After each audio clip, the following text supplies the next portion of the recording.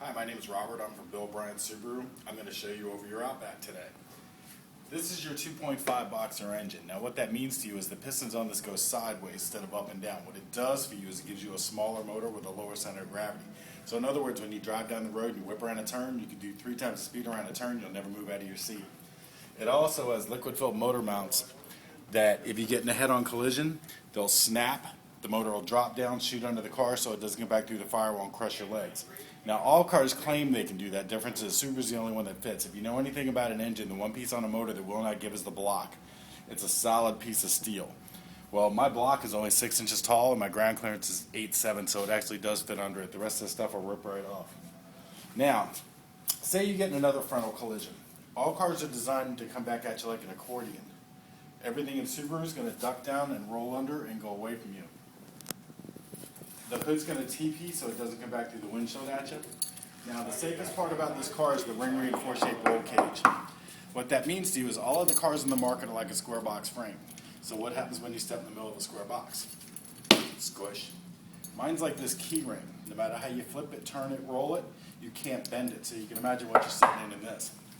Now, all of our doors are actually bolted through the frame of the car. They're not just on a hinge. Us and Mercedes, the only two that do that.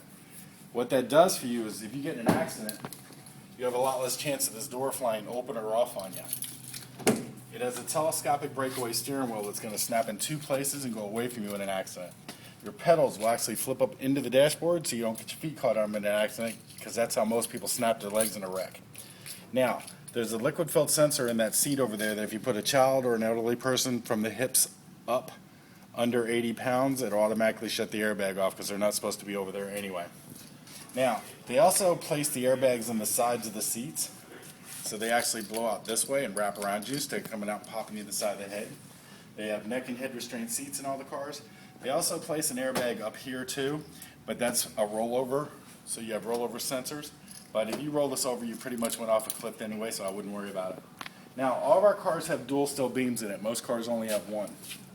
Now, because you carry your loved ones, your pets, and your kids back here, they ran this bar up through the middle of the beams. So now when you close the door, it locks in here. So what happens is now if this door gets hit, it'll send the energy throughout the pillars instead of the door crushing and taking all the hit.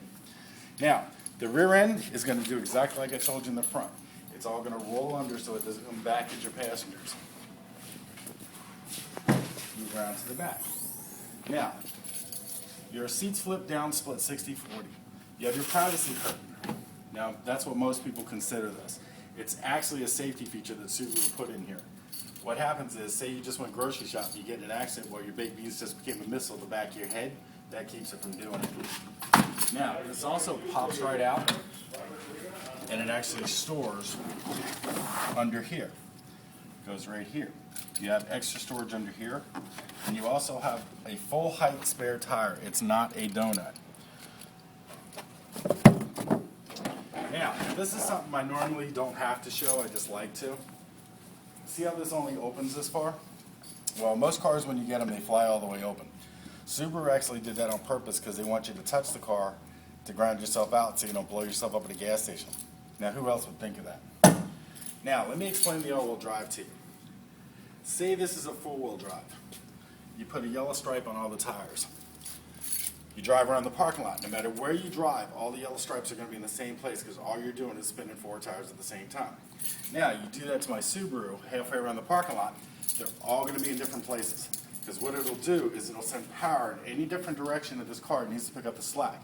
So in other words, when you're driving down the road and you hit one of those big puddles on the right-hand side of the road and your car jerks, this car will go right through it and never even know you hit it. So let's jump in the car, go for a ride.